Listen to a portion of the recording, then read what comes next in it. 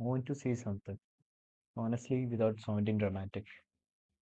Most people don't stay stuck because they are lazy. They stay stuck because their brain is doing exactly what it was trained to do: avoid discomfort, seek safety, choose familiarity. And nobody really explains this to us growing up. We are told to be disciplined, we are told to be confident, we are told to just do the work. But nobody teaches us how the mind actually works when things get uncomfortable.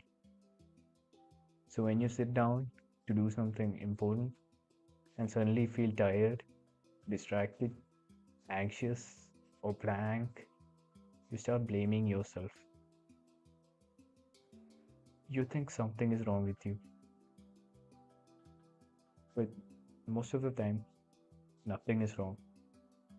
You are just fighting your own wiring without understanding it. Let me explain what I mean. Your brain is not designed for growth, it is designed for survival. That's it. Anything unfamiliar, anything uncertain, anything that might expose you to failure or judgment gets interpreted as a threat, not logically, biologically.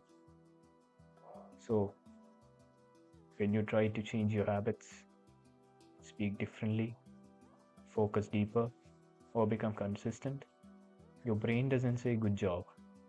It says this feels unsafe.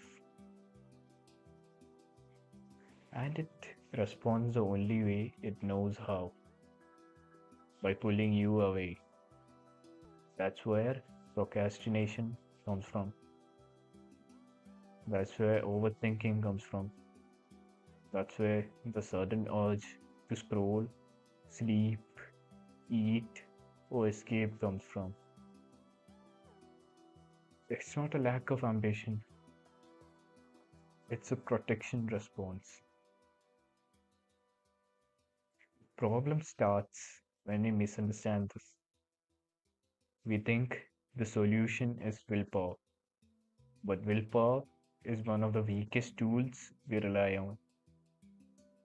Willpower works only when you're well rested, emotionally calm, and already motivated. Real life doesn't happen in those conditions. Real life tests you when you are tired, when you are unsure, when you feel behind, and nobody's watching. That's why people say they are disciplined for 2 days and then they collapse. Because the entire system depends on how they feel. And feelings are unstable.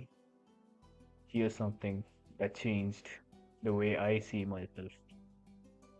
I realized that every time I said, I know what to do, but I'm not doing it, what I actually meant was, I'm waiting to feel safe enough to act. Most people don't lack knowledge, they lack tolerance for discomfort. And instead of increasing that tolerance slowly, we try to force action. That's where overthinking enters. Overthinking feels intelligent. It feels like preparation. Most of the time, it's just delayed fear. We think because acting feels risky. Because once you act, reality responds. And reality can reject you. So the mind stays busy planning, analyzing, replaying, imagining. But clarity doesn't come from thinking more, it comes from moving earlier. That's the part people don't like hearing. You don't think your way into confidence. You behave your way into it. The longer you stay inside your head, the bigger action feels. The bigger action feels, the harder it becomes to start. That's how people get stuck in loops. Let me describe this loop clearly. Discomfort appears, the brain wants relief. Relief is found in distraction. Distraction becomes repetition. Repetition becomes habit. Habit slowly becomes identity. After some time, people stop saying, I'm avoiding this. They start saying, I'm just like this. That's how temporary coping turns into permanent personality. And this happens quietly.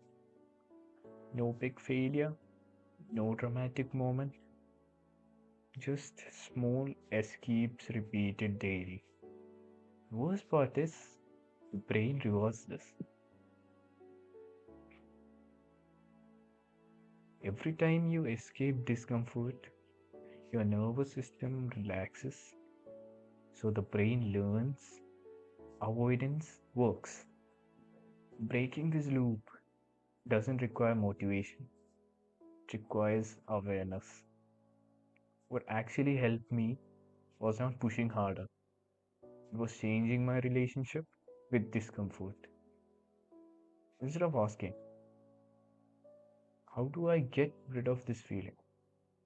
I started asking, can I stay with this feeling a little longer?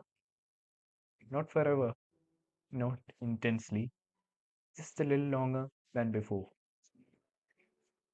Sometimes that meant staying focused for 30 seconds. Sometimes it meant not reaching my phone immediately. Sometimes it meant sitting with uncertainty without trying to explain myself. Those small moments matter more than big promises because every time you stay, instead of escaping, you teach your brain something new. You teach it that discomfort is survivable, and once the brain learns that, it stops panicking. That's how real confidence is built, not from success, but from staying present where you want to run.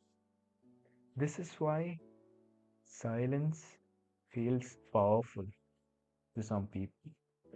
Silence is not about being mysterious or strong.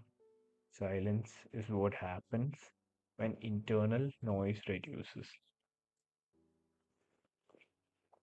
When you stop reacting to everything, when you stop explaining yourself to everyone, when you stop trying to prove who you are, your nervous system calms down.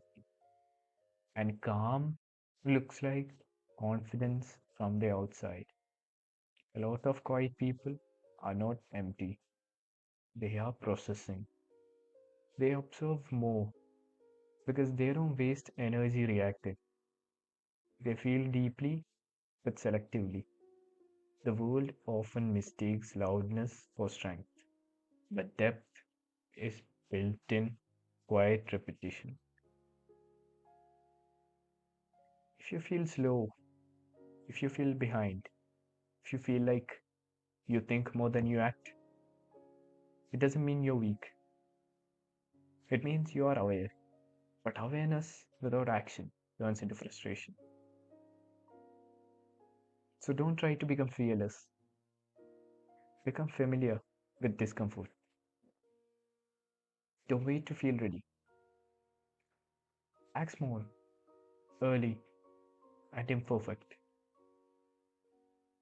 Learn how your mind works instead of fighting it. Because once you design your life around your psychology, self improvement stops feeling like self punishment and starts feeling like alignment. If this video stayed with you till the end, you're not looking for noise, you're looking for understanding. And that already puts you ahead. Thank you for listening. Do the hard work, especially when you don't feel like it. Mwah.